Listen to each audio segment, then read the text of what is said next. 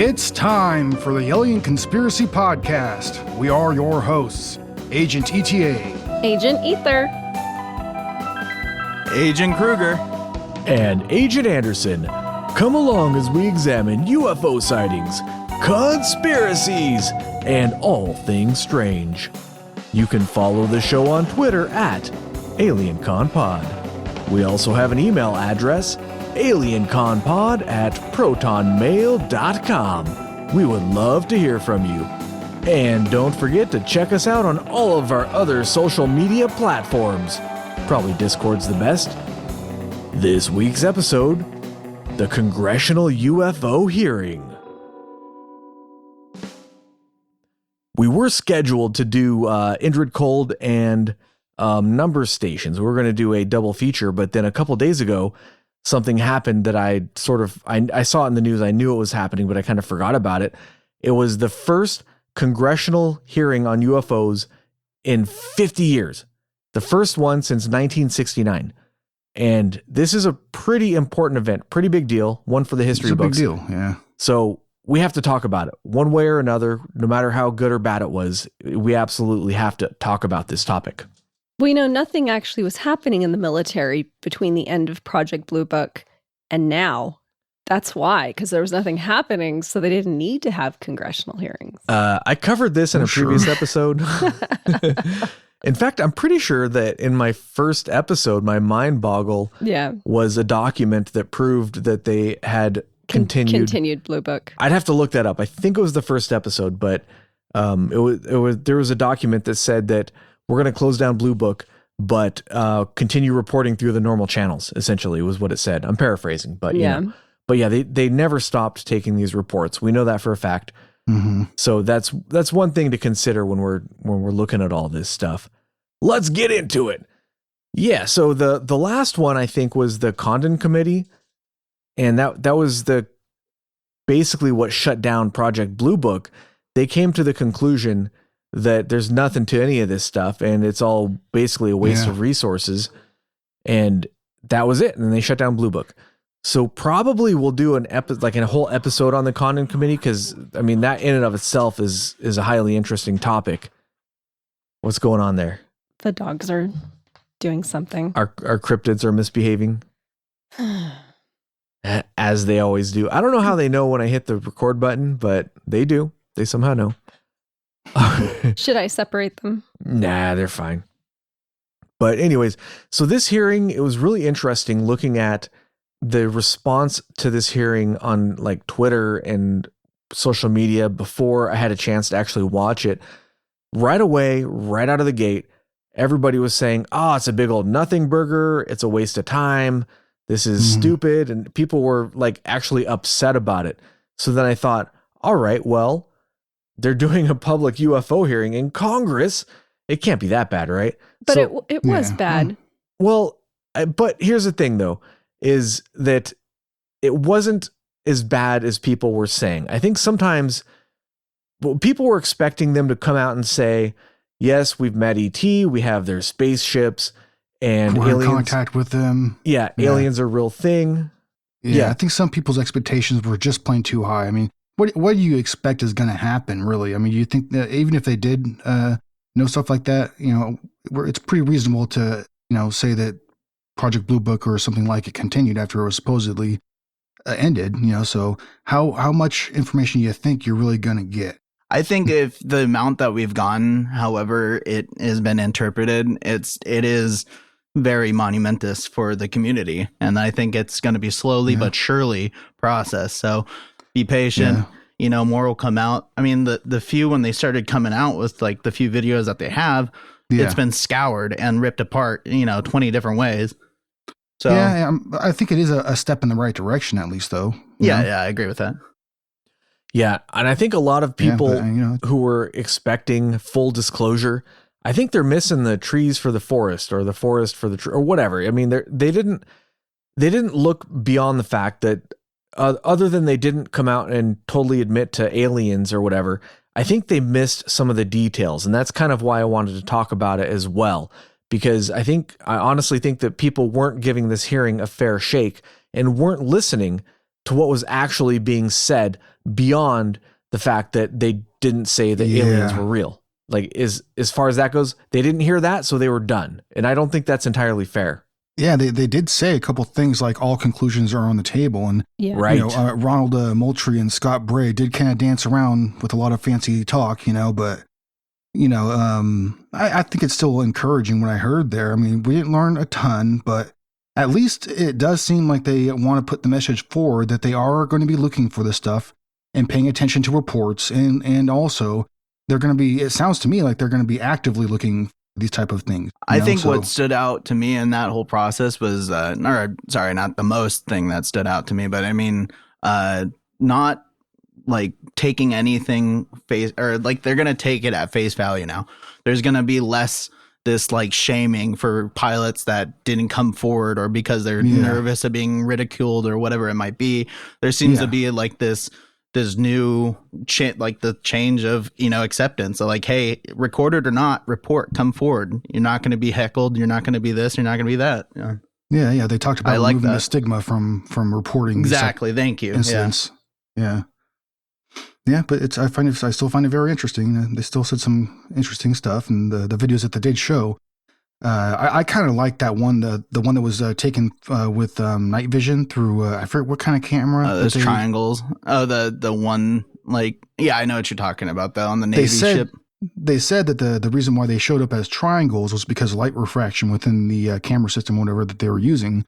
But they still didn't say that it wasn't like there was still something there, but it appeared different than it did to the naked eye, And you could tell that there's more people that you would think are more skeptical to this subject, or at least they're going to be way more dismissive of anything that you'd show them.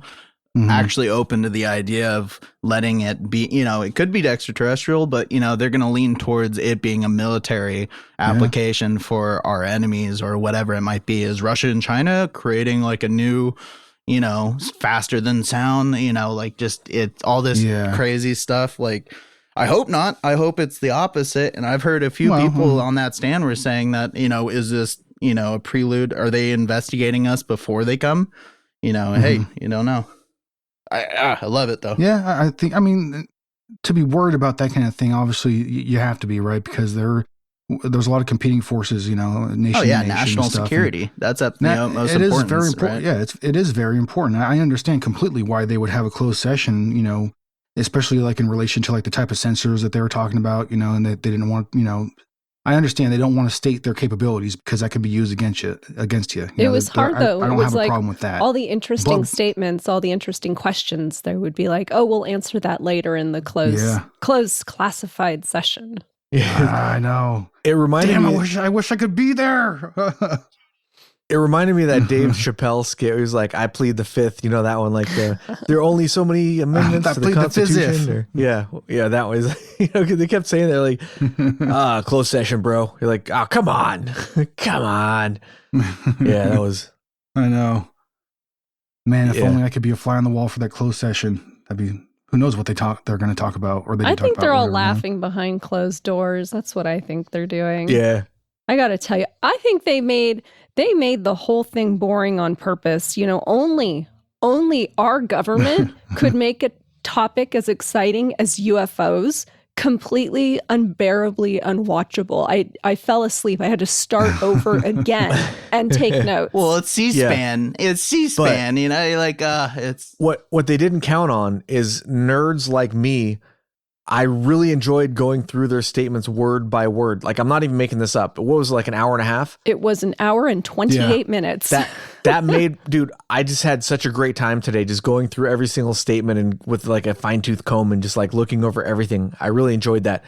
And maybe they didn't anticipate there are weirdos out there like me who like to do that sort of thing, because most people don't.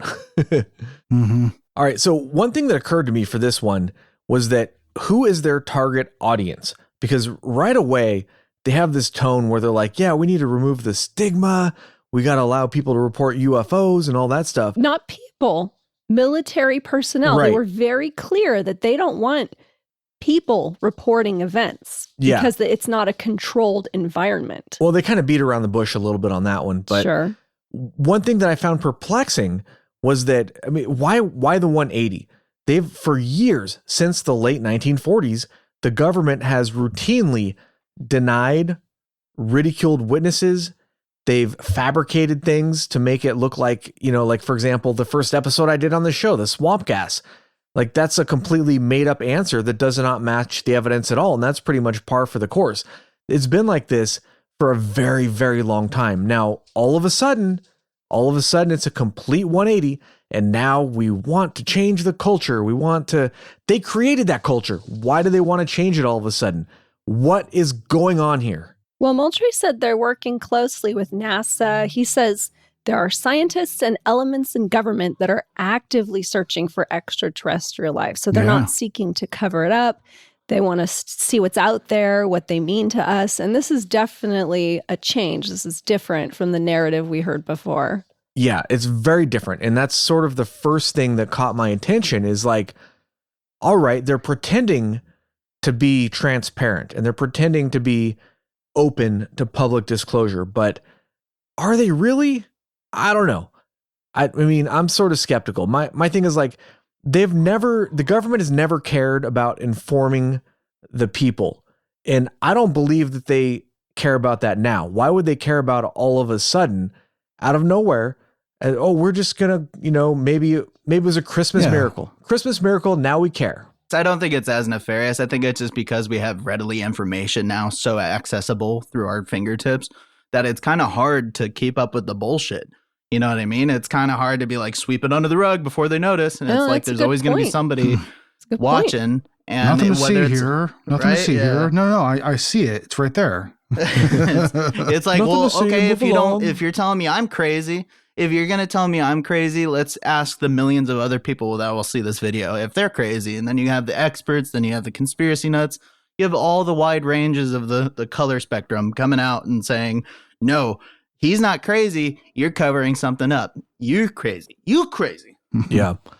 One idea that occurred to me is that, so if you look at it, it reads, if you read the transcript or listen to the video, you know, on C-SPAN or whatever, it hits me like it feels like soft disclosure. And the idea with soft disclosure is that, those dang cryptids.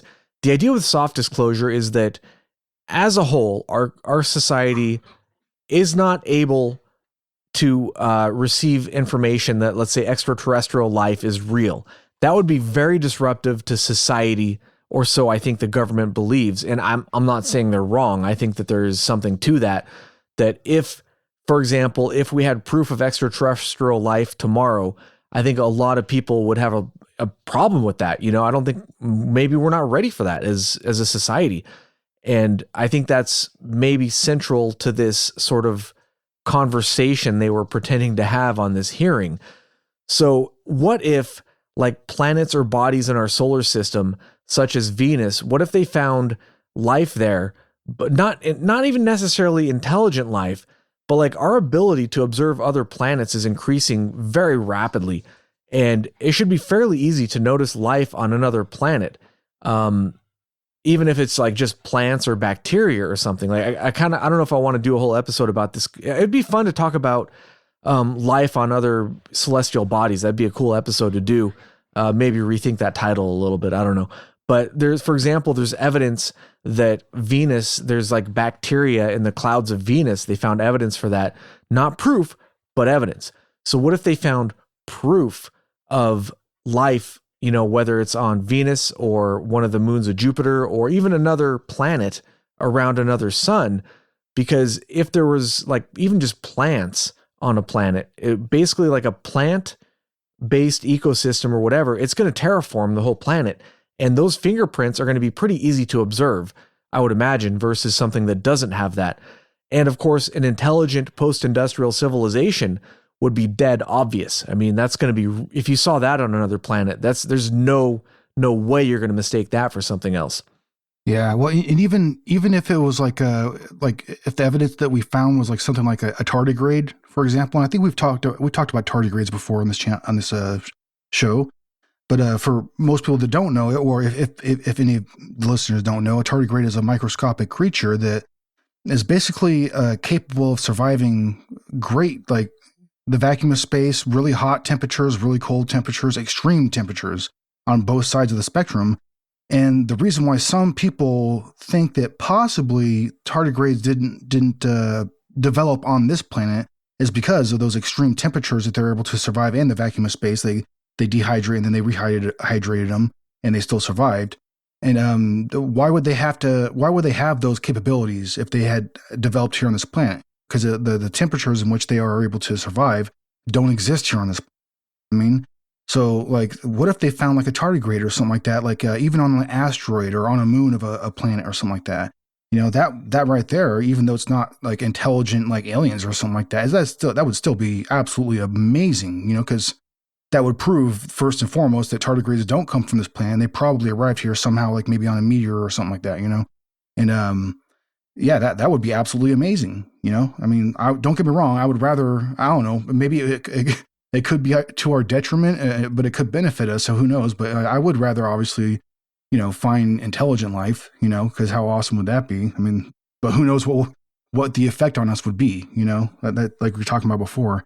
I don't know if society's ready. I know that for sure, like people, I would assume people who are extremely religious might have some issues. Like there's a lot of questions that are going to come up immediately once, you know, if something like that was officially confirmed. You know what I mean? I feel like about even with religious, you know, sects, that they would still be able to say that something gave him life, that there is an all-powered being that gave that thing life. So I think it wouldn't end. For me, it wouldn't end that existence. Like, I've been raised in a Catholic family, so I'm not going to like throw what I know and what I grew up with out the window right away. But I'm still going to be like, well, it's just something bigger. You know what I mean? It's just so incomprehensible that like my mind will melt if I try to understand it. And that's what I like, you know, whatever. I'll be an ant on a hill, like, you know. Yeah, well, I mean, think of it this way. If God created that's a good point. If God created the universe, he created everything in the universe. He wouldn't have just put life on Earth. He would have put life everywhere. So it doesn't, I think that a lot of religions, I don't think the transition would be that bad for religions, actually. I think that having life elsewhere would fit very well into many religions. And you could actually, you could look this up, but there are some religions who are readily accepting the idea. Like I remember reading that the Catholic Church is ready to proselytize to aliens, for example. And that's right. I completely forgot about that. Yeah. I mean, the Pope made a statement, right? That like if we did contact extraterrestrial life, then there is no reason why they wouldn't still be created by God or what have you. Yeah, wasn't it? Didn't he say like made me blush? He's like, oh, if they didn't know the existence of God, I would teach them the existence of God. It's like, aw. Yeah, and there's a lot to unpack there, and like you can actually go down the entire rabbit hole, but there's a lot of prominent religious figures who have come out and said, you know, if there is alien life, that's fine because it's just all part of God's plan or whatever. And it makes sense. It makes a lot of sense that, you know, God wouldn't have just created this earth. He would have created the whole universe, of course. I mean, so I'm not sure it would be, I don't think it would be specifically religion. I just think it would change everybody's. Well, that was just an example. Yeah, you know? it would just change everybody's worldview. And I think it could be disruptive to society. At least, I mean, that's what the government fears. And the problem with that is like, you don't know until that happens. You can't really do experiments on that. You know, there's no way to run the experiment. Yeah. So you have to err on the side of caution, whether or not society is ready to receive information of extraterrestrial life somewhere. And let's face it, the universe is so big, it's out there somewhere. I guarantee you it's out there somewhere. Yeah, it's got to be. I agree with that 100%. And that's what sorry, apologize. The universe is just too damn big. But having that in your face and knowing it as a fact versus having it as some sort of abstract idea are two different things, you know? Yeah. And and you know what? I think it would actually greatly depend on the type of interaction, the first contact, what have you. You know, if it was peaceful or not, obviously, you know, the human race would react to it accordingly. But I think as far as at any time in history that I know of, at least, I think we're probably more ready for it than we ever have been. And particularly because, like, you know, stuff like the internet and how we have ideas and information more available in a more broad range of ideas and information available to us, Yeah, and to actually piggyback on it just a little bit is that there would be also the fact that we would be the building. I feel like we're more the building blocks and the foundations to lay that out so that we would have a easier transition if there was something that was visiting us, because it's gone to, you're crazy. That never in a million years a civilization is going to come find us. We are the number one. We're everything, we'll find them. To now they might be investigating us and seeing if they can come land here and not get shot right away. But I think in the early stages, society would go through a bit of a weird transition. There would be people that were trying to make their own cults or whatever it might be, Yes. try to understand what's going on.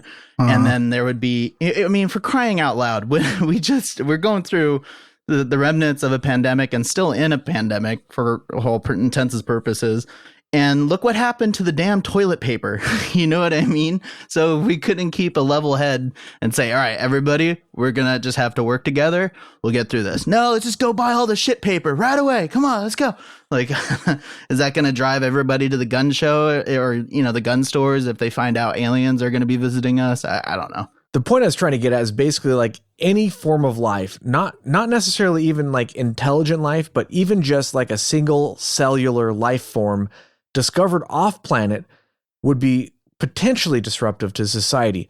So maybe one of the goals of this new program is soft disclosure, to kind of acclimate the population to the idea, because technology is advancing at such a rapid rate that, like, have you seen pictures from the new James Webb telescope? I mean, every day it seems like they're discovering new ways of observing stuff outside of our solar system or even within our solar system. So I feel like it's only a matter of time till they find microbial life form somewhere else, at the very least, if not intelligent civilizations. So I think that's, even if let's say hypothetically, let's take the government at face value, and let's say that they're being genuine when they say that we don't have proof of extraterrestrials.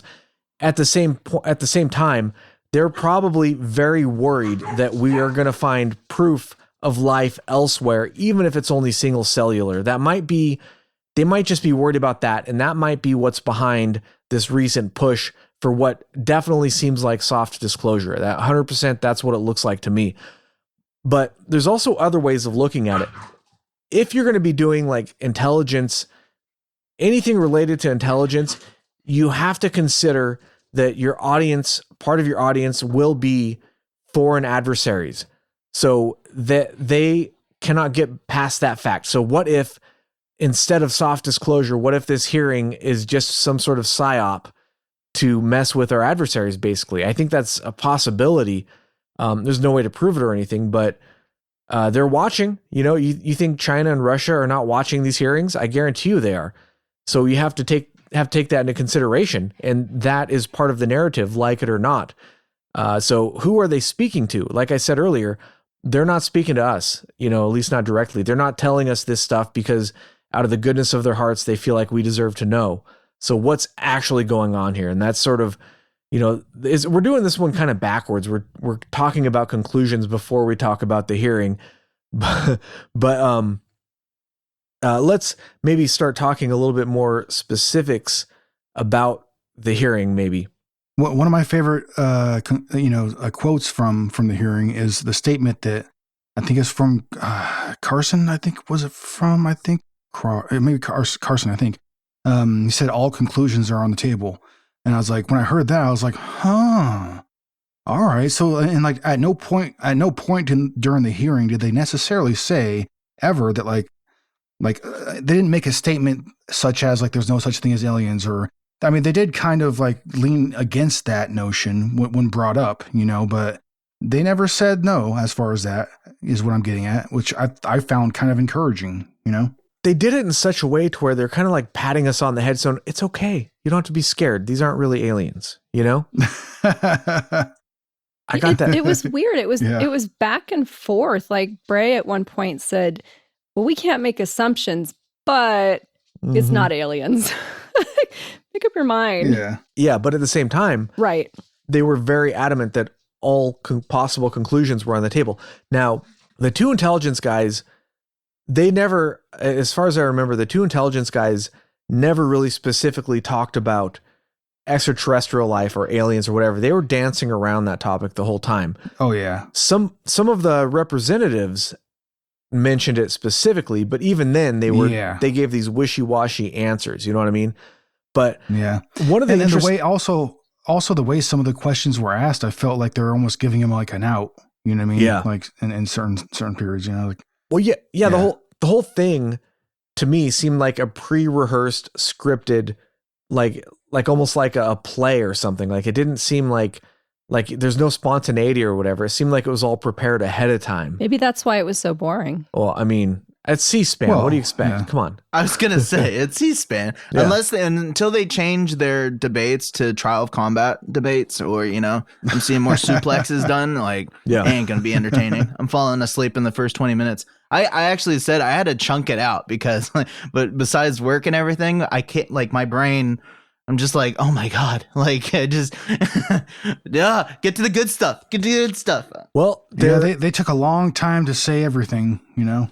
there's some really good stuff in there, though. If you're willing to dig in, there's some really good stuff. But one thing that was interesting, like right away, that you're kind of like, huh. And then they actually, one of the senators, or not, representatives, I think, sorry. But one of the representatives specifically said, what programs have been in place either before or after Blue Book? And I'm assuming in Blue Book, he's including Project Sign and Project Saucer, Project Grudge is grouped into that because it's basically the same thing. And the response was like, there was no other investigations besides those, they denied having any knowledge of investigations. We'll talk about that a little bit more, but I just want to point out, like, what do you think is going to happen if you have a military base and they have some unknown object encroaching on the airspace? Do you think they're just going to be like, fuck it, it'll be fine, it's fine? Oh yeah, Like, there was no. there was no. I might have missed it slightly who you're talking about, but like somebody mentioned there, like has we ever engaged with a UAP, or like have we ever shot at something that was unidentified?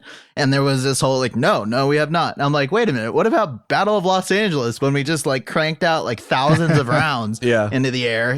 Like, Yep. oh no, forget about that. Yeah, or it's like That's a good damn point right there. like the whole point of the military is to prevent foreign incursions onto our land, essentially. I mean, that's not the whole point, but it's basically, let's just take it at that. Do you think they're going to see something and just be like, whatever, don't worry about it? Absolutely not. And there's, like I said earlier, we have documented proof that they had other ways of reporting this stuff and tracking this stuff. So it's just absurd for them to say that, it's fine, we'll just not worry about it. We don't worry about UFOs. But that's, I don't know, dude. It's ridiculous. Absolutely ridiculous. But anyways, let's get into some of the specifics too. So one of the things another one of the things was that this is sort of being sold as something new, and I thought that was kind of interesting.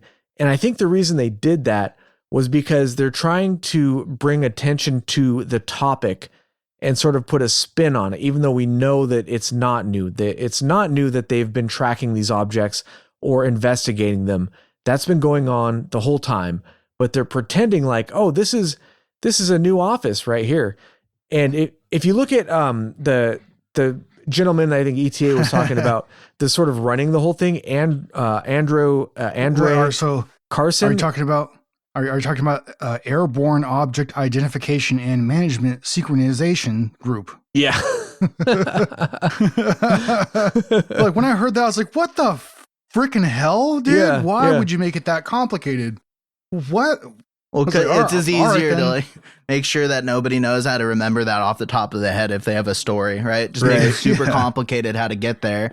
Don't say, then you could say, we tried working with them. They just didn't show up. And So that's they like, can have an acronym. you put it on Mount Olympus. That way they can say AINSOG. Yeah.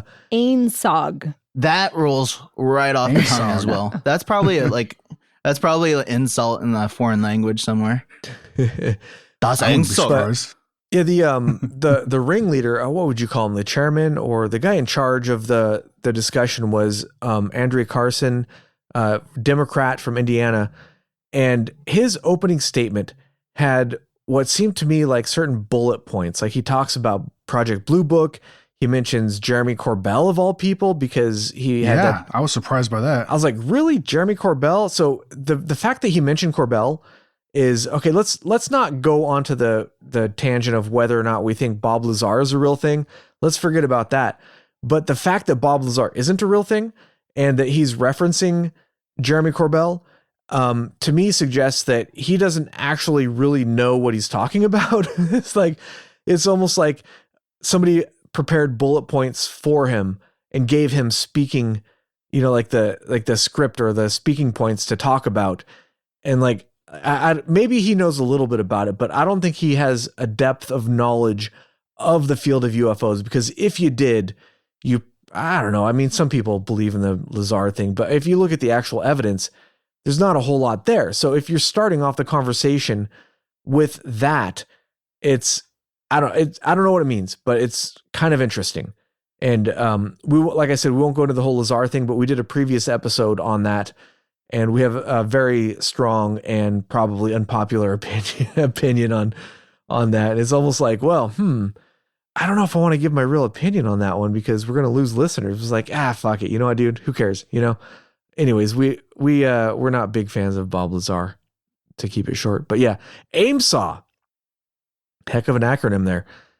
All right, so AIMSAW is apparently a continuation of OSAP or ATIP or whatever. I think they said in there somewhere that it's like the third or fourth iteration of the organization or something. And a quote from the Carson fella is he said that last year Congress rewrote the charter for that organization, suggesting that they were rolling the old one into the new one, sort of like what they did with Project Grudge, Project Sign, which it was a continuation and then eventually became Project Blue Book for a long time. So it's like, okay, it's the same thing more or less, but we just kind of have to take their word for it. I don't know. That's such a terrible name, Project Grudge. There's passive aggressiveness on it. Oh yeah, I mean, there's definitely a history there. We'll maybe hopefully do an episode on that in the future. But yes, Agent Ether. Nothing. Oh, she's glancing over at the time clock. That nothing had weight to it. I heard it. Too many tangents. We haven't even gotten any of the specific quotes yet. That's why I was looking at the clock. Yeah, I'm sorry. Yeah. Maybe I'll edit some of this out. That's what I'm saying. It's just it could be a two-parter. This is a big day. It's just a big thing. It's such an exciting topic and event that they're actually talking about this in the government, and they're not trying to make everybody look like screwballs, And they specifically said that. We're going to get to the bottom of it. They found Zuckerberg's homeworld, okay? That's what we're beating around the bush, all right? It's the Zuckverse. Yeah. I don't know. They do mention that there's amateurs who are interested in this sort of thing. And they say they're putting out false information and they're worried about the consequences for people getting involved, misinformation, disinformation. I mean, there is some negative connotations about people who are interested in this sort of thing. Like, I think that's just easy to discredit. Like, that's not, I don't know. Sorry, I didn't mean to. I think it's important to split hairs sometimes, not all the time. But this time, I think it's okay to split some hairs. So let's look at, I want to look at part of the opening statement by Carson. And here's what he said. He said, "Today we'll bring that organization out of the shadows. This hearing and oversight work has a simple idea at its core. Unidentified aerial phenomena are a potential national security threat, and they need to be treated that way. For too long, the stigma associated with UAPs has gotten in the way of intelligence." And we sort of discussed that a little bit, but the phrasing there, bring it out of the shadows, right? So if they wanted to change the military culture, why involve the public at large at all? You would just handle that internally to the military, because that's a closed system. You know what I mean? So why would you involve the public? I don't know. It's kind of interesting. But he says, UAPs are unexplained. It's true, but they are real. They need to be investigated. You have to convince the audience today, and most especially our military and civilian aviators, the culture has changed, that those who report UAPs be treated as witnesses and not as kooks. So this is what we were talking about. he's saying specifically, we need to start taking this seriously, even though we know they already have been taking it seriously. And this is where I'm sort of scratching my head like, dude, we know you guys have been taking this seriously. You just pretending like you weren't, but now you're pretending like you are. Why the about face? It's just, I don't know. What do you guys think about that? It's just like really weird. Well, there's a lot of talk about transparency in the hearing as well. And which struck me as being strange because the hearing didn't seem transparent to me at all. Yeah. All the interesting stuff. Yeah, let's sneak in, guys. Come on, let's do it. Let's just fly a drone in there. Let's do it. They did say that they had more than 400 incidents that they are investigating, I guess. So I don't know what that exactly means. But that is a big number. So well, yeah, because you're gonna have that level of skepticism, though. It's like this could be the new hand that they're saying, "Hey, look over here," while they reach behind you and do something else, you know. So like, yeah. Look at the duck. Look at the duck. Yeah, like it's we're never gonna take what they say at face value, but I mean, this is definitely amongst a lot of the things that have been said or put out that it just definitely stands in a different type of light nowadays. I hope that doesn't sound too confusing when I say that, but it's crazy. It is this coexistence that needs to be implemented. I feel that the community, the eyes and ears of the people is very important. Because if it was a national security, you sure as shit want to listen to like some dude that lives in his cabin in the woods that sees shit. You know what I mean? I mean, take his like, you don't have to pour resources into it, but at least just take his word for it. Don't shame him. Don't make him feel like he's a nutter. To me, like I mentioned earlier, if this whole hearing felt like theater to me, like, you know how, let's say, I don't know if you've ever been to medieval times, and it's a Southern California thing, but it's a lot of fun, and like, but after like they're pretending to fight, but after the show's done, they're back to being friends. It's just theater, right? So a lot of this seemed like theater to me. For example, Carson said in his opening statement, he said, "I'm looking for you to assure us today that all conclusions are on the table." And it's like he's challenging the intelligence people there, the two people that they're interviewing. But it's almost like he's trying to give them like a hard sell, like, you guys better whatever, but he just didn't seem like he was into it. Like, you kind of have to watch the video to kind of understand. But I mean, it seemed like theater. Like he didn't really mean it. Like it was almost like he was trying to manufacture some sort of confrontation, but it just seemed almost like, hey, this is what we know, right? You guys, this is what we're gonna completely be honest with you guys. And then they turn around and talk to their buddies. They don't know shit. Yeah. Like, just, they don't know a thing. I think ETA mentioned this, but like he straight up says in the introductory statement that all conclusions are on the table, and they dance around this a lot. What do they mean by that? All conclusions. Clearly, they're not talking about drones. They're talking about ET. They're clearly talking about ET, but they dance around it. They don't come out and say it. Instead, they use things like all conclusions are on the table. It's just kind of interesting. Yeah. And I don't know. I also find the videos that they presented also kind of a little tilted in one direction. For example, like the Navy pilot that flew by that object, it looked like it was a kind of metallic and round, but it moved so fast. And like I've seen better videos than that. Like for example, like the TikTok video. Right. It's like this is the best you can do that's declassified. Yeah, this is I was just about this to is say that. it. Yeah, I was like, out of all the videos, that one really okay. Here, look at you. Ready? Did you see it? Yeah. Oh, They cool, kept isn't it? having to show Like, the video wait, what? over and over again to catch it. Yeah.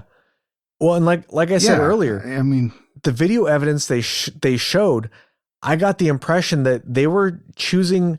There's better videos out there, better UFO videos that are potentially legit. Like that, we'll probably do an episode on them eventually. But there's really good video evidence. But they were showing this video evidence that's not so good, and I feel like they were doing that on purpose to try to kind of like pat us on the head, be like, "It's okay, guys.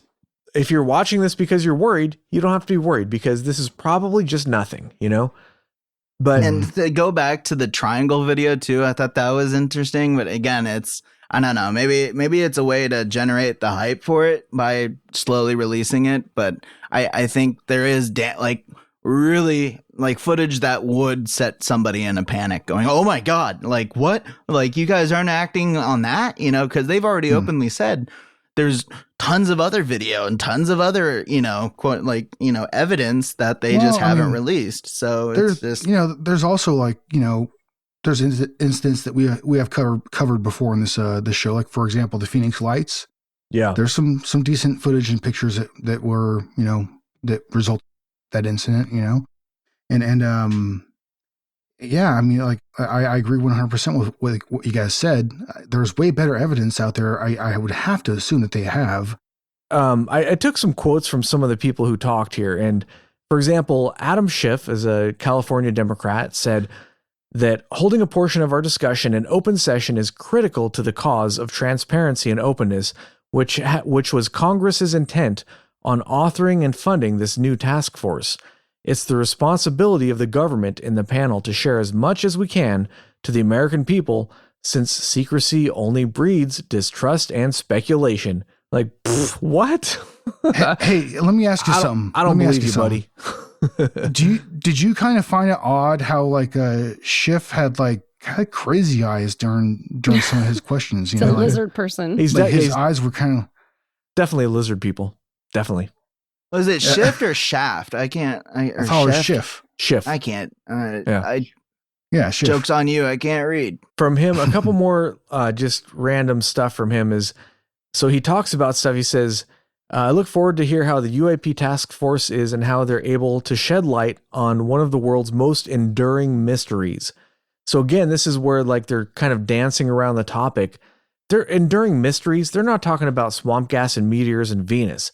That means something specific, but they don't just come out and say it. You know what I mean?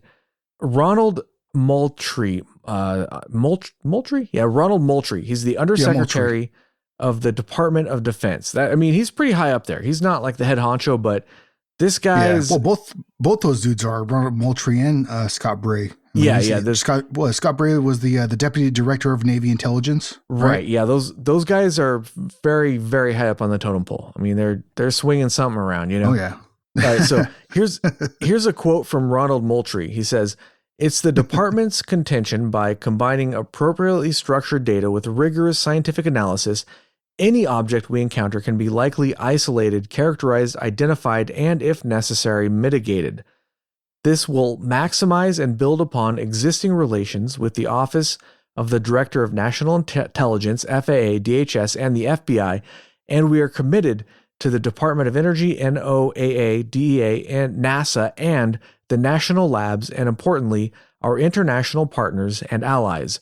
With regard to the importance of transparency, the department is fully committed to the principle of openness and accountability to the American people." And then, so this is pretty much just, they repeat this theme over and over again. And don't believe them. Also the theme of, yeah, we got to all work together, guys. We're going to work with the FAA. We're going to work with this. We're going to work with that. But here's the end part of this statement. This is important. However, we are also mindful of our obligation to protect. We are also mindful of our obligation to protect sensitive sources and methods. Our goal is to strike that balance, one that enables us to maintain the public's trust while preserving those capabilities to support our service personnel. Now think about that for a second. He tail ends that on there. He says, yeah, guys, we're going to do all this cool stuff. And then as long as it doesn't violate, our methods and procedures and stuff, sources and methods or whatever. And they always have that asterisk on there. Like, we're going to be as transparent as we can, but only when we want to. Our hands are tied. We can't be that transparent, we got to be mindful of our obligation to protect sensitive sources. And this is like a theme that went throughout the whole thing. And that perspective is understandable at a level, but it also was, like you said, something they kept on repeating throughout the whole process there. And they really went to home with it, they mentioned it quite a bit. And like I said, I understand that perspective, but it doesn't seem to me like it seems to me like they gave themselves an out. You know what I mean? Like, exactly. Like, yeah, we may tell you something, but we're not going to really tell you something, like, Right. I don't know. It's like, basically is what I heard, It's like, I don't know, it's like if you go to a pizza place and they're pointing out, this pizza has cheese on it. You're like, yeah, I know pizza has cheese on it. I know the pizza has cheese on it. You don't got to point that out to me. It's like, obviously they're not going to give away intelligence secrets. They don't have to keep pointing it out. We know that, but they keep pointing it out just to kind of give themselves exactly what you said, give themselves an out. I think that's exactly what they were doing. Yeah. Yeah, I agree. All right, let's move along here to Scott Bray, Deputy Director of Office of Naval Intelligence. Here's a quote from him. He says, "Since the early 2000s, we've seen increasing numbers of unauthorized or unidentified aircraft of objects in the military training areas. Reports of sightings are frequent and continuing. We attribute this increase in reporting to a number of factors, including our work to destigmatize reporting and the increase in the number of new systems such as quadcopters and unmanned aerial systems in our airspace, identification of what we can call as clutter, mylar balloons, and air trash, and improvements in the capabilities of various sensors to detect things in our airspace." All right, hold on a second. We had a cryptid uprising here. Yeah, those demon dogs are up to no good again. Yeah. With this statement, one of the things, like, just look at how it's worded. Like, he says, including our work to destigmatize reporting and the increase in the... So they're taking credit for the increase in reports and saying it's because we've destigmatized it, but they already said we need to work to destigmatize this. So it's like, which is it? Have you already done that and that's why you're getting more reports? Or, I don't know, maybe I'm splitting hairs here, but whenever I see inconsistencies like these, it kind of makes me just take a step back and go, all right, so whatever they're saying, you can't necessarily take it at face value because it doesn't hold an internal logic to itself. It's, they're contradicting themselves. So that means that there's probably something else going on here. They have a different agenda than what they're saying. Maybe he also threw in, the statement, it's probably drones and quadcopters and air trash. So I felt like balloons, mylar balloons. He mentioned specifically. So I feel like he's saying there's more sightings, but they're not really unidentified aerial phenomena. They're just, these kinds of things. Right.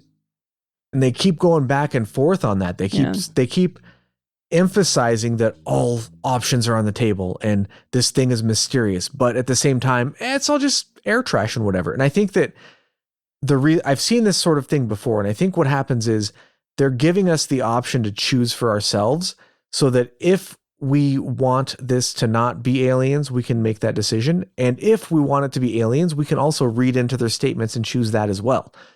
I think the way that functions is that if you're a person who would be disrupted by the fact that aliens are real, then this half-assed or wishy-washy wording, you're going to interpret that in a way that suits your own needs.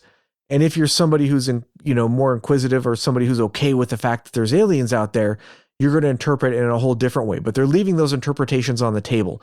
I think that's a big part of what's going on here and how they're wording these things. Mm-hmm. Please tell me we're going to talk about Carson next.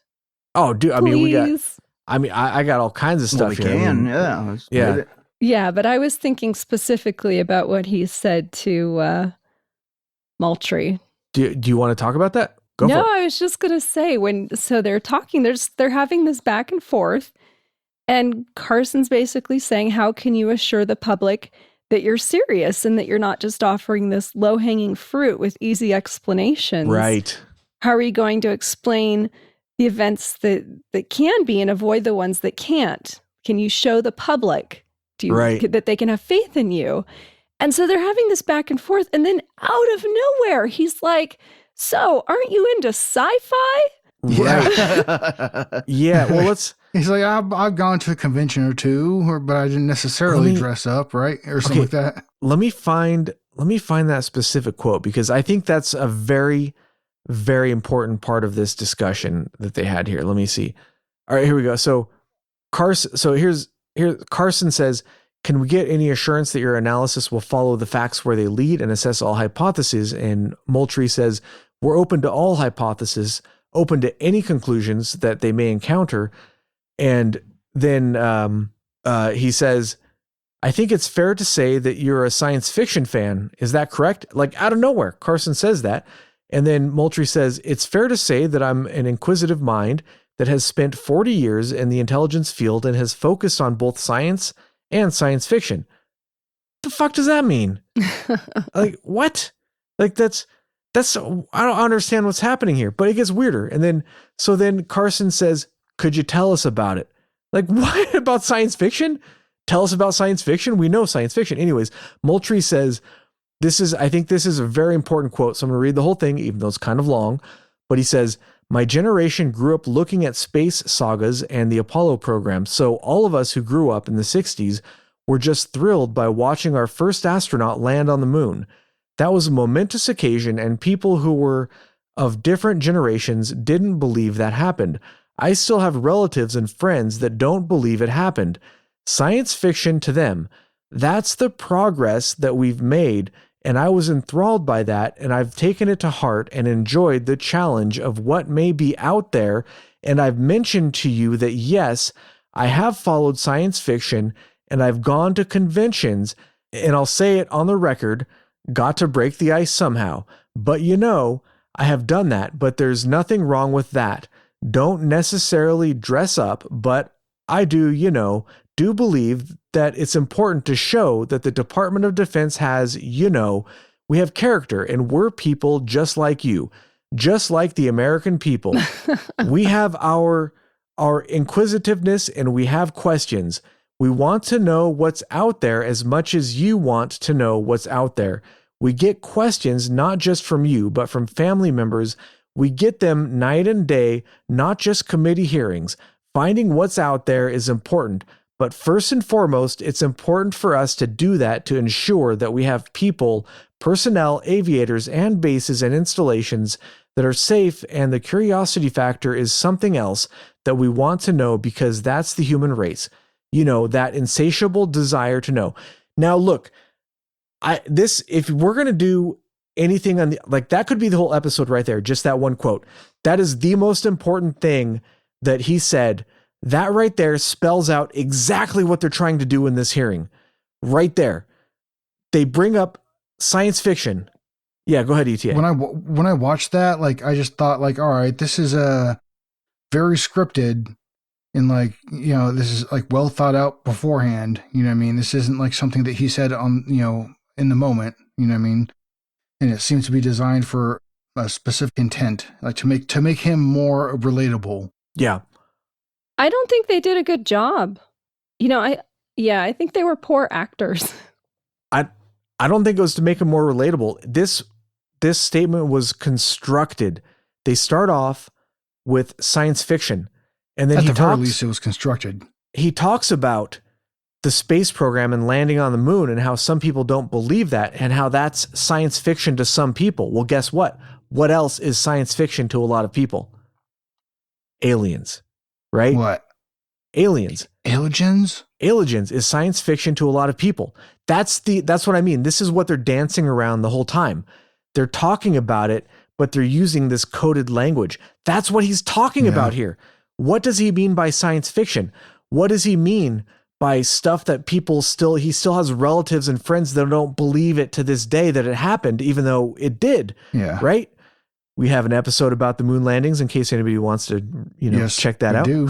Good plug. It's almost almost a backhand, not a compliment, but it's just wait, you're saying if I didn't like sci-fi, I'd be on the side of this is all bullshit, hell, drones were sci-fi, you know what I mean? Robots and AI that we're pioneering now, that was sci-fi, that was in a book, it's I don't know, it's well, this statement is two-way compliment or fuck whatever I'm trying to say. This statement is basically what he's saying here is I'm into sci-fi, but guess what?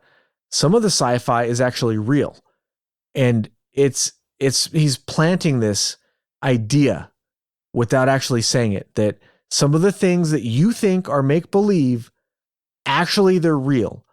You know what I mean? And this is the statement right here that when I heard this, I was like, boom, This is 100%. I'm convinced this whole thing is about soft disclosure. That is what they're doing here. Yeah. That is what this statement is constructed that's a really good point. to convey. This is what they're doing. And this proves it right here with this paragraph. If you look at how it's constructed, what they're saying and how they're saying it. And this is what I mean, like, it's not always a good idea to split hairs, but in this case, it's good to split hairs and look at what they're saying, because they're saying some very interesting things. And that's what I meant earlier when I said, I think some of the people who were upset at what they were saying and that they didn't reveal extraterrestrial life, they're missing they're missing the trees for the forest, right? They're not paying attention to what's actually being said. If you look at what's being said and why it's being said, like I think this hearing was way more interesting than a lot of people thought, but you just have to pay a little bit more attention than you might normally. They're not explicitly coming out and saying that, yeah, we got some crashed ET saucers in a hangar in Roswell, but they're not saying that either. You know what I mean? Yeah. And it's not that they're not encouraging people that have seen that to shut up, so it's a really mixed bag, right? So I think it's the beginning of an attempted coexistence with the people that they deem nutty and the sane people of their board, or whatever the hell it might be. All right, so I will skip, let's see, Rick Crawford, let's skip that. Moultrie said during that conversation that they've been looking at the space domain and space objects, space weather, space phenomena. Been looking at things in the air domain, and like kind of this, wishy-washy response that could mean anything. And then Adam Schiff talks about multi-sensor data, and of course they're using multiple types of sensors to record this stuff, and talks about some numbers, but it's not really important for what we're talking about here. And then there's some discussion about foreign adversaries versus aliens. They never really come out and really say that we're looking for aliens. Most of the discussion is around foreign adversaries and national security, which is definitely understandable. We all know it's Space Force's job to get these critters and bring them into the light. Yeah. If they're only worried about foreign adversaries, why all of this subtext around alien life or extraterrestrial visitation? They don't need any of that subtext whatsoever if the only thing they're worried about is foreign adversaries, which is, kind of interesting. That's what I mean. You got to split these hairs here. Yeah, yeah.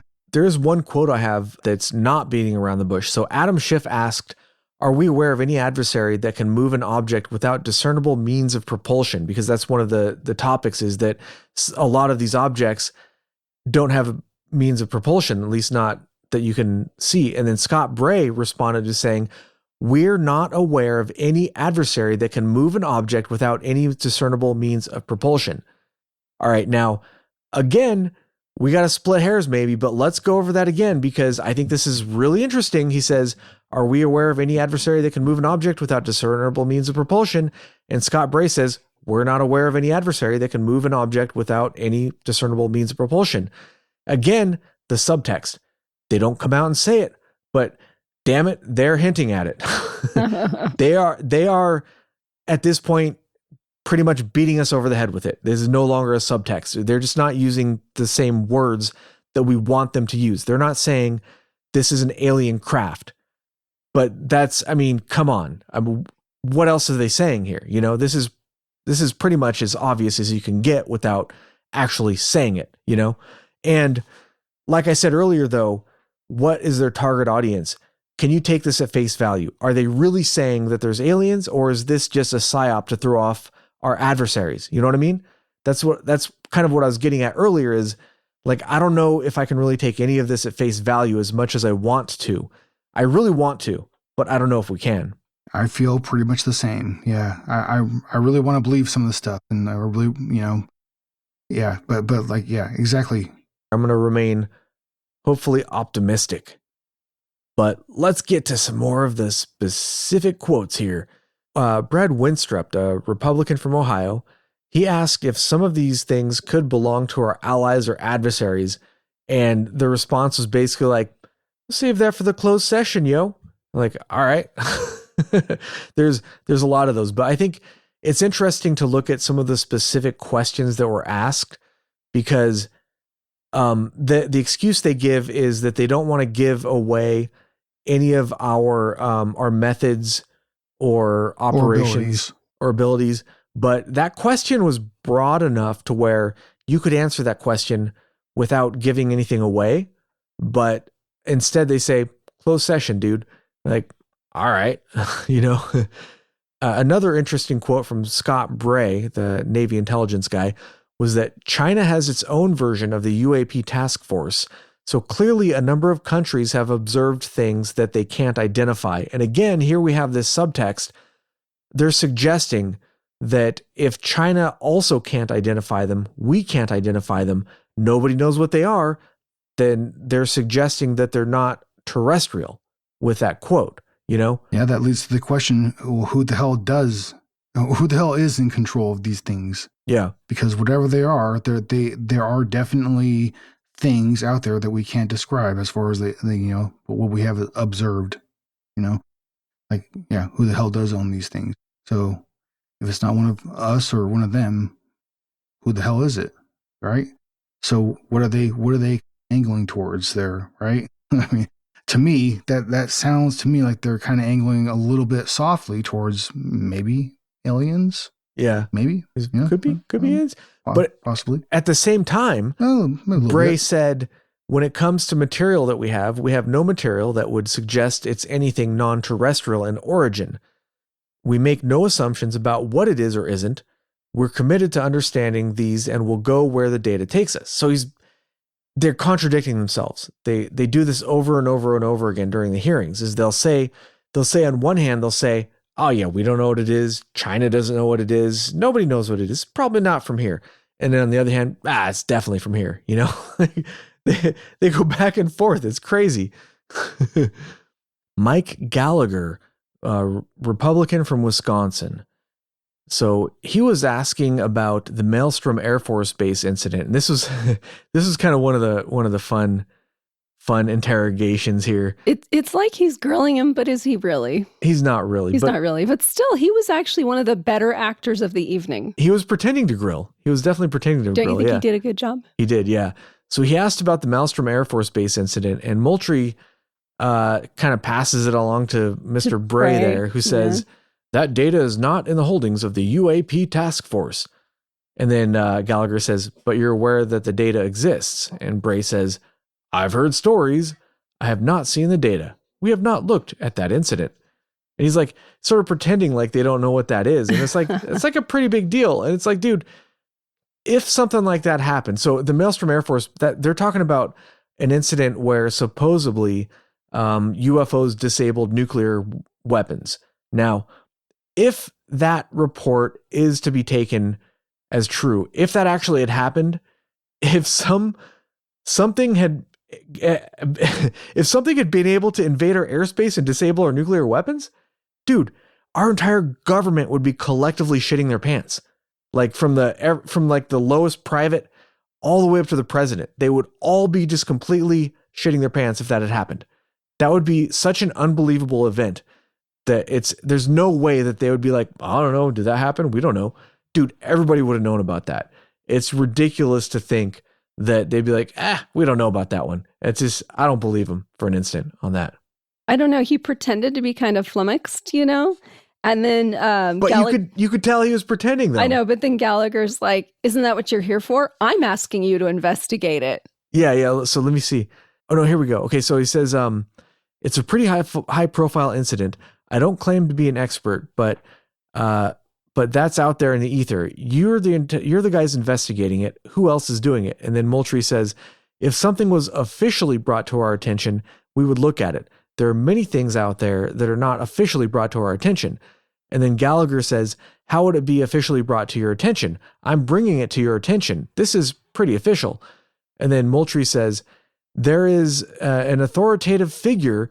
Now I found this really interesting, like some shadowy authoritative figure. He doesn't say the president or some sort of general or a secretary of defense or whatever. Like, he doesn't say somebody specific. He says, there's an authoritative figure that says there's an incident that occurred that I would like you to look at. but that's in terms of tracking what may be in the media, but in terms of what may be tracking what's in the media, something that occurred at this time at that place, there's probably a lot of leads we would have to follow on. I don't think that we have the resources to do that right now. So he's saying we can't follow everything that's in the media. We need some shadowy authoritative figure to direct us to look at something. And then I love this response. Gallagher says, I don't claim to be an authoritative figure, but I would like you to look into it. And I love that because, you know, Gallagher, he's not the president, but I mean, that's pretty high up in the government, you know, an elected representative. You don't get too much higher than that. You know what I mean? So it's almost like it's sort of this tongue in cheek, like, hey, you know, I'm not your boss, but you guys should probably check this out. But again, whether or not it was genuine, I don't know, but I had a lot of fun with that one. And then after that, Gallagher asked about the Wilson memo, and Moultrie says like, Yeah, I haven't heard of that one. It's like the Wilson memo is a pretty big deal the last couple of years. And I find it impossible to believe that if you're a UAP task force that you haven't heard of that. So they're clearly lying about that. But I will go ahead and say that from what I've looked at, and if you want like a really detailed breakdown on the Wilson memo, check out the Black Vault. They did a really good, or John Greenwald Jr. did a good breakdown of that, and he makes a really strong case as to why it's probably not real, why it's probably some sort of hoax or other. But anyways, long story short, I don't put a whole lot of stock into the Wilson memo. But on its surface, it is very interesting, and maybe we'll do an episode on that eventually. But I guess since I already said I don't believe it, maybe that wouldn't be too strong of an episode. I have all kinds of quotes here. Like there's another representative from Illinois, Krishnamurthy, asked about aerial collisions, and Bray said that there are no collisions, but there are 11 near misses. And then he also asked Krishna. I hope I'm pronouncing this correctly, but he also asks a really interesting question: if there'd been any communication signals from any of the objects, and if we have attempted to communicate with the objects. Now, again, we have this subtext. He's not saying that these things are aliens, but he's asking, have we tried to would you communicate with a missile? If a missile was approaching your jet, would you try to say hello? No. I try to ask it nicely not to hit me, but please don't kill me, Mr. Missile. If it was a Russian spy plane, are you going to try to communicate with it? No, there's this subtext. Again, we have the subtext where they're not saying aliens, but what he really means is aliens. You know, I thought that was pretty interesting how they're dancing around the topic through most of this discussion, you know. But anyways, they said, no, we haven't tried to communicate with them. And then he said, have we discharged any armaments against the UAP? They're like, no, we haven't. We would never. Which, you know, no, we know us? What? We've actually talked about cases on this show where they've done that. No, a Battle of Los Angeles never happened. What are you talking about? Like they've definitely shot at this stuff in the past, but they're like, nah, we wouldn't do that. There's plenty of cases we haven't talked about. Oh, you're talking about them. Oh, they did that. We didn't. We're a new group. Yeah. You know what I mean? I don't know what you're talking about.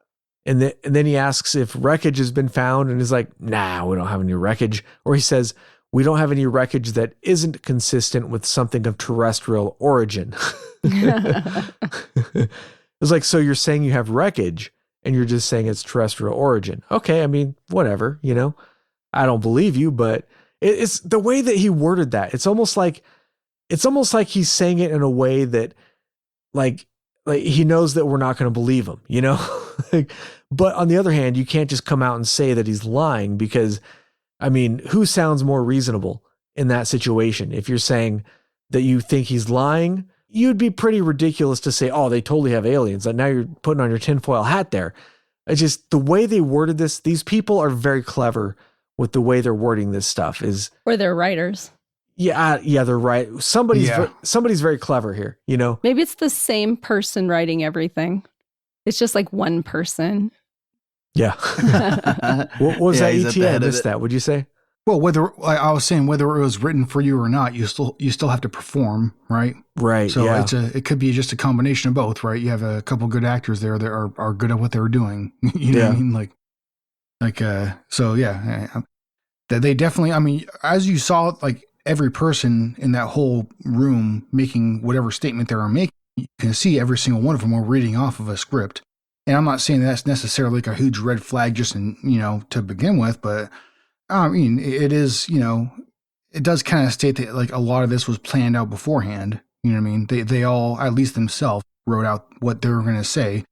And even sometimes when they were answering questions, Ronald Moultrie and Scott Bray, they were looking down at, I don't know if they're reading from a script or notes, maybe, who knows? But like, it just seems to me like some of what they said may have been planned out beforehand, is all I'm saying. Yeah. The questions definitely by the representatives that were asked obviously were written out beforehand. There's no doubt about that. Oh, yeah. Yeah. I mean, with that closed session that they're supposed to have, there's other discussions that they're supposed to have, right? So, I mean, it's all on the table, but they have to, surprised no one accidentally slipped up some information and subject 609SI, we found that dead body of that alien extra. Oh wait, no, that's closed session. Oh shit. Well, yeah, closed session. I plead the fifth.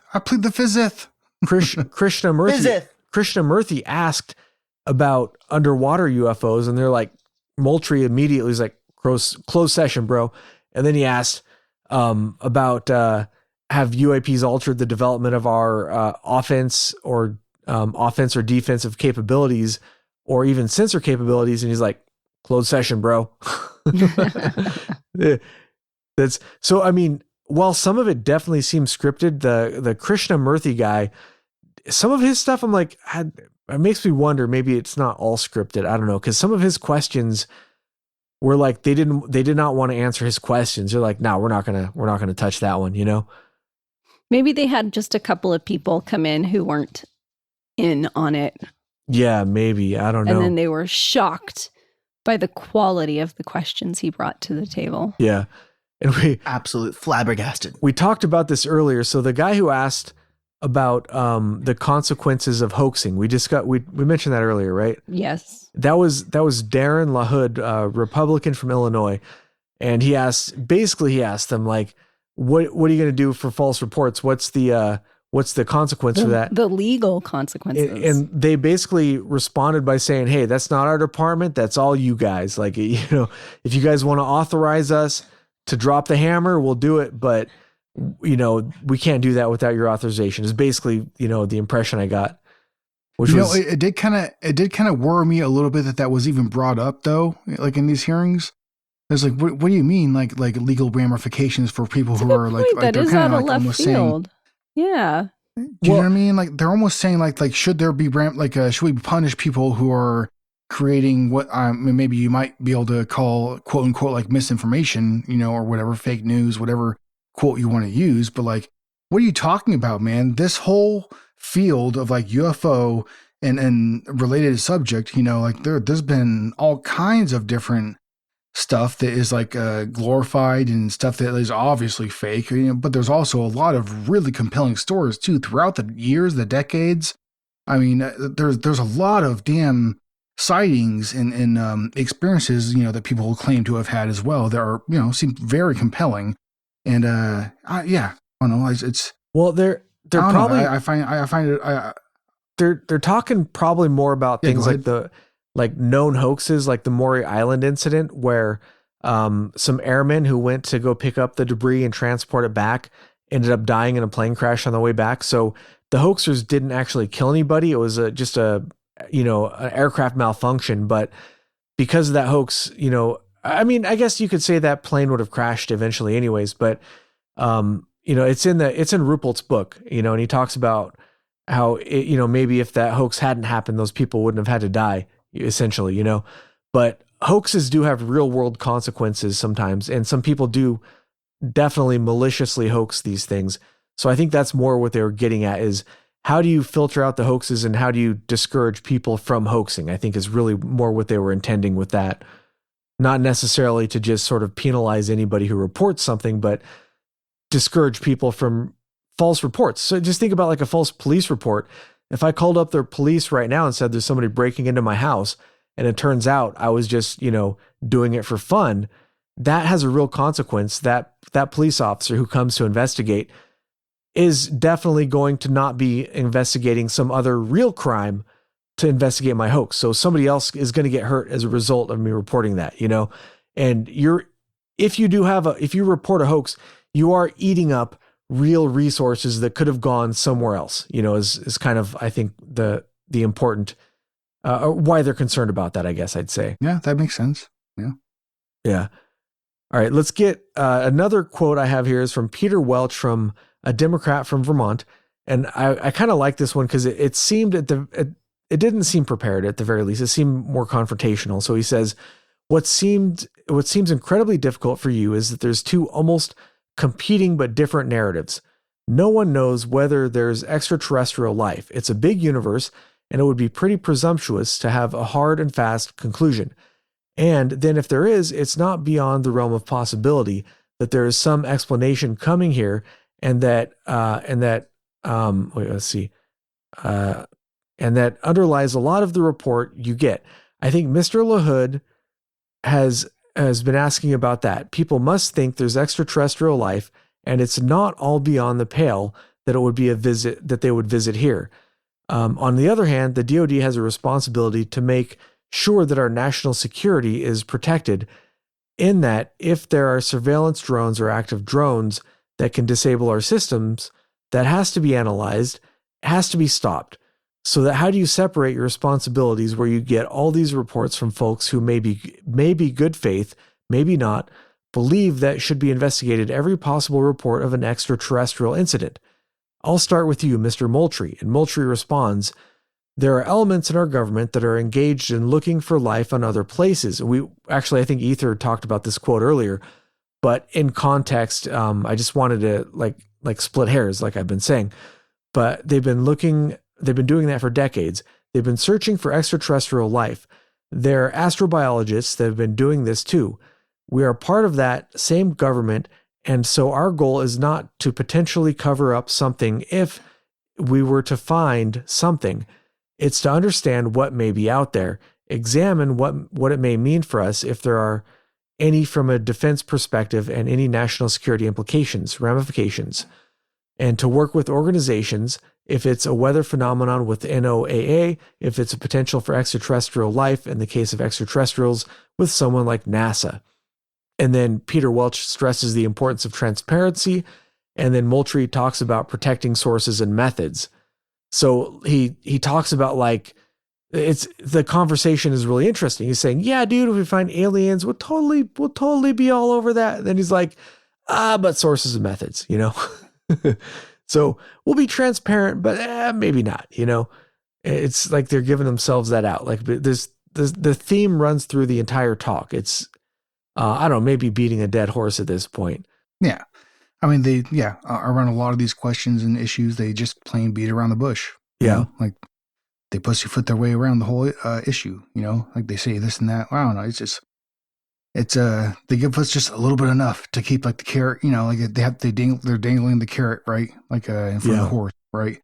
And then like, it's just like they say a whole lot while at the same time saying very little, you know what I mean? Yeah.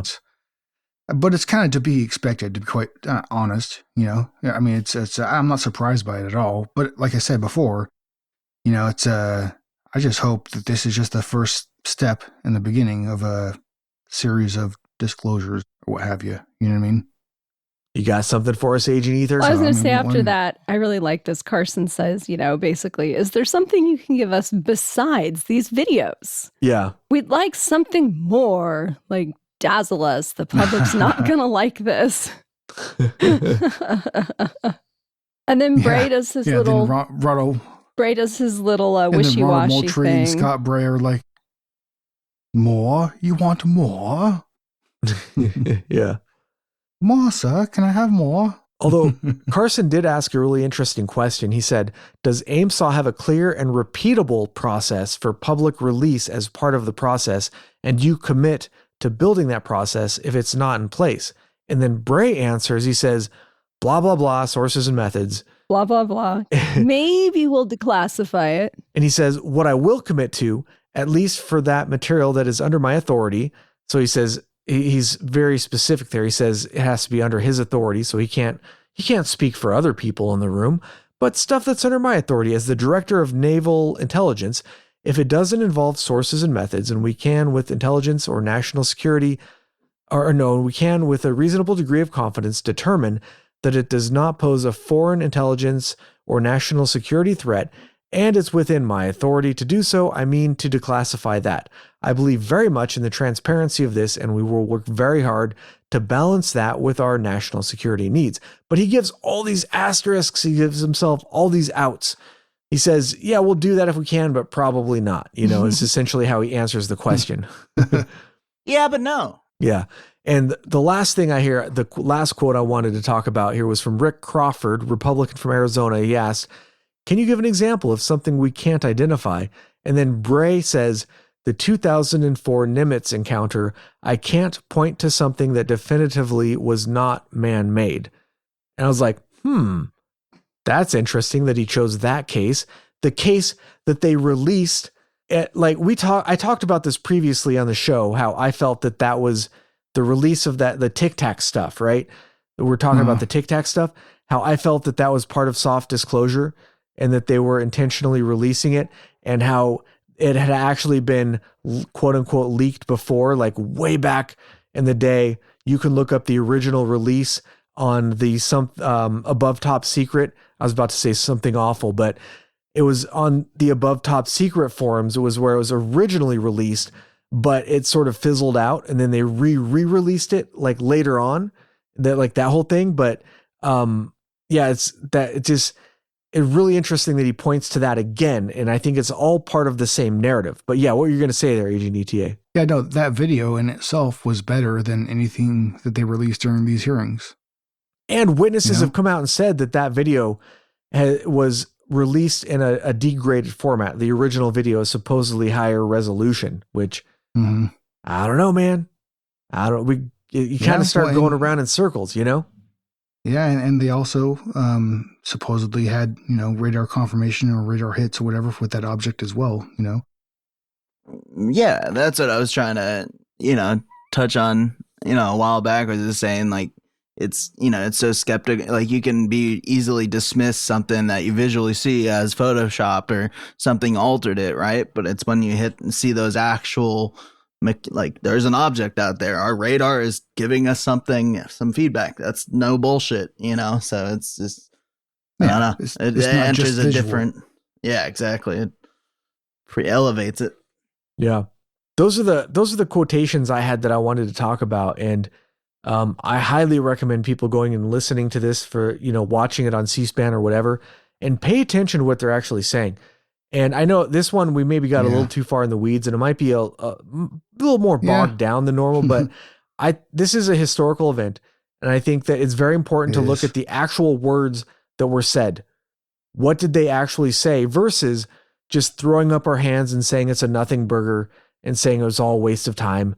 And they're all just, they're all just wasting our time, and, it's just whatever. But if you look at what they actually said, there's a lot of really interesting stuff going on there.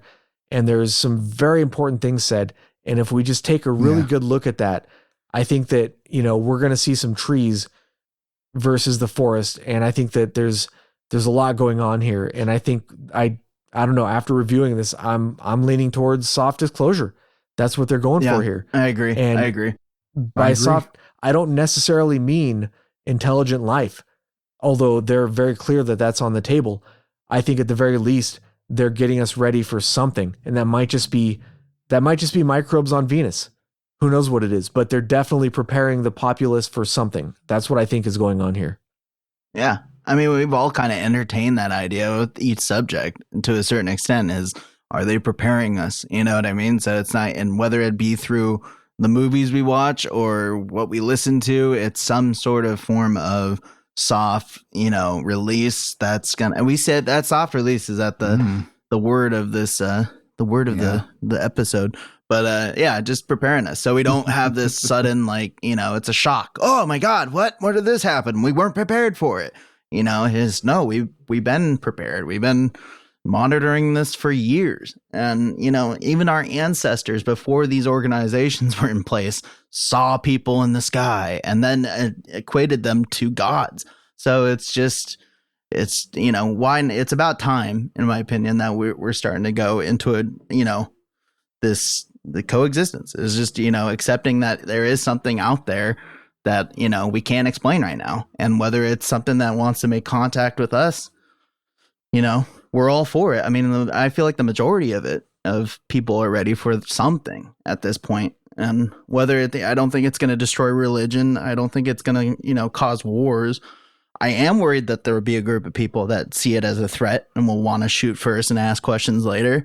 But, I think there's more sane people than there are crazy people. So, hoping for the best.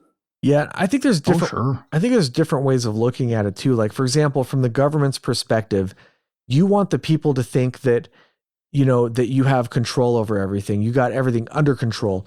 But if there's a power greater than that government, then all of a sudden there's the perception that they're no longer in control. Like there's a lot of different ways to sort of look at this, but I think that the government is, I don't know, I said it, I'm repeating myself maybe, but yeah, they're definitely afraid, is the perception. There's this fear in the government of people having the knowledge that there's aliens out there, even though there certainly are somewhere. Maybe not here. Maybe they're not visiting here, but there definitely are somewhere. The universe is such a big place.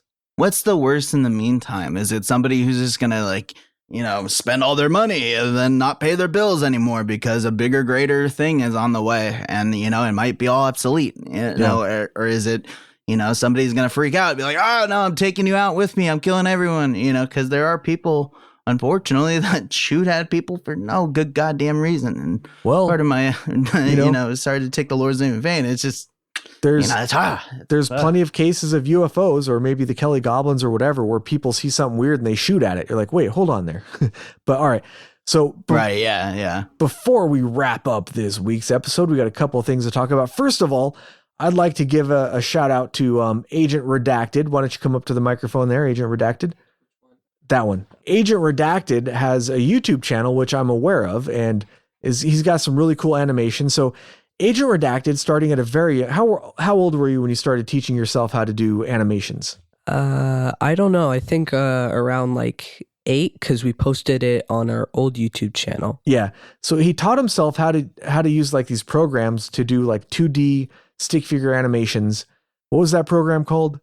Pivot Animator, and I'm 90% sure it's a virus. Oh yeah. But it actually is a good program too, if you can get past the viruses. Yeah.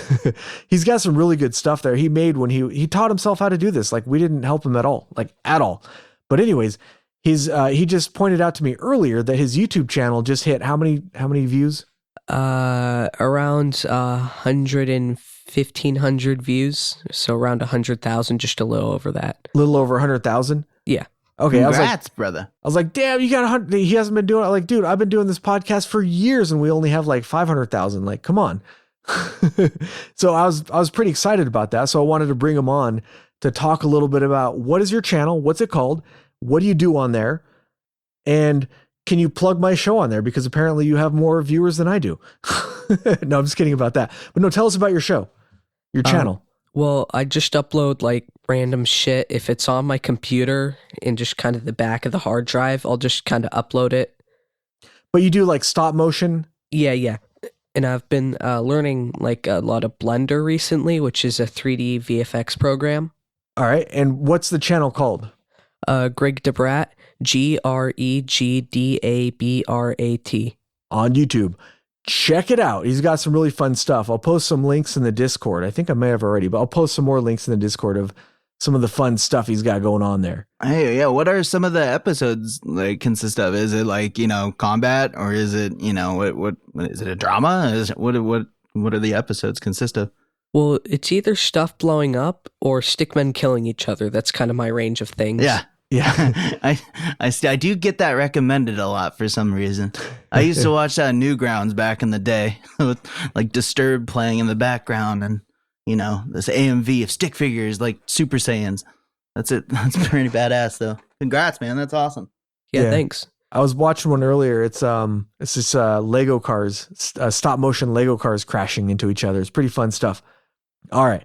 Well, thanks for joining. Agent Redacted is actually wants to do. He's a couple episodes in the works that he wants to do. He's going to join us here pretty soon, coming up when we get a chance.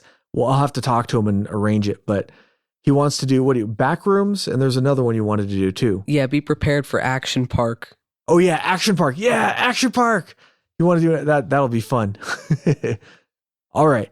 Thank you, Agent Redacted, for, coming on and talking about stuff. Let's get Agent Ether back here so we can close up the episode, because she has to say, keep it strange at the end. Keep it strange.